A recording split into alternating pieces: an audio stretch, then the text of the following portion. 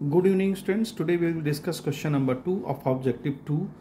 Here in question says that assume that the earth goes round the sun in a circular orbit with a constant speed of 30 km per second.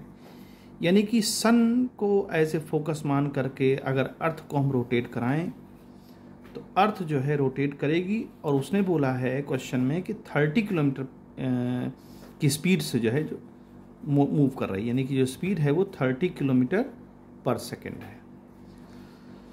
ठीक है, it's okay. अब question में option number 1 में देखते हैं the average velocity of the earth from 1 January 90 to 30 January. देखिए 1 जनवरी से 30 जनवरी के बीच कहता है 0 होगी एवरेज वेलोसिटी। तो देखिए ध्यान दीजिए, जनवरी से जून तक यानी कि 6 मंथ, यानी जो सन है वो सन के अबाउट जो अर्थ मूव करती है वो एक साल में कंप्लीट रोटेशन करती है। तो हम ये माने कि जब सन मतलब जब ये फोकस पर है, सन एज ए फोकस है जब ये, और अर्थ यहाँ पर मान लें तो 6 महीने में अर्थ कहाँ होगी, यहाँ होगी।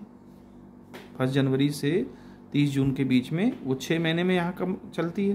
तो इसकी डायरेक्शन वेलोसिटी किस डायरेक्शन में होगा और इसकी डायरेक्शन ये होगी, यानी दोनों डिफरेंट डायरेक्शन में। तो अब कहता है एवरेज वेलोसिटी। देखिए एवरेज वेलोसिटी क्या होता है, एवरेज वेलोसिटी होता है, फर्स्ट ऑप्शन की बात करते हैं। एवरेज वेलोसिटी जो होता है वो एवरेज वेलोसिटी होता है total displacement upon total time.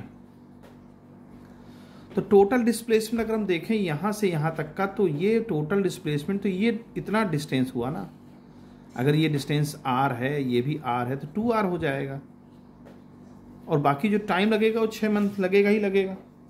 तो कहता है एवरेज वेलोसिटी अर्थ जो है 0 है, तो एवरेज वेलोसिटी 0 हो ही नहीं सकती क्योंकि यहाँ 2r वैल्यू आ गया, नीचे कुछ ना कुछ तो वैल्यू आएगी ही आएगी। तो इसका मतलब फर्स्ट ऑप्शन हमारा करेक्ट नहीं है। अब बात कर लेते हैं दूसरे ऑप्शन की।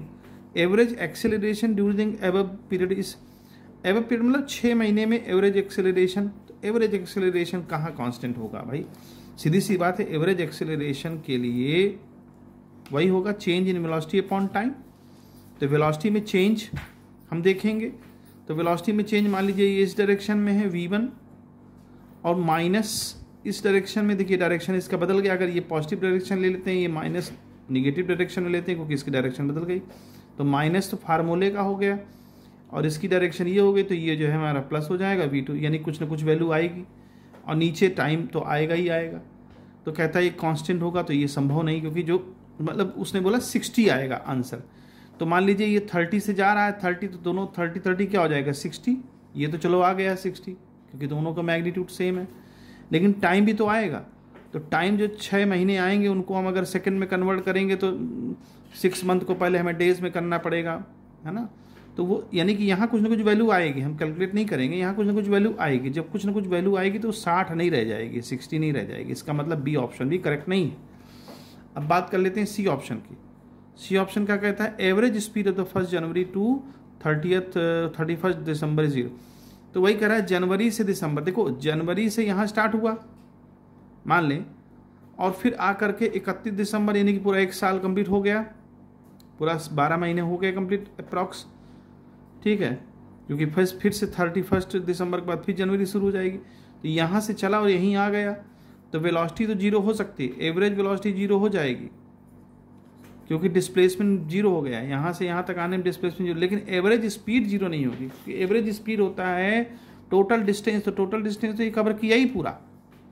तो सी ऑप्शन हमारा जो है वो भी गलत हो जाएगा।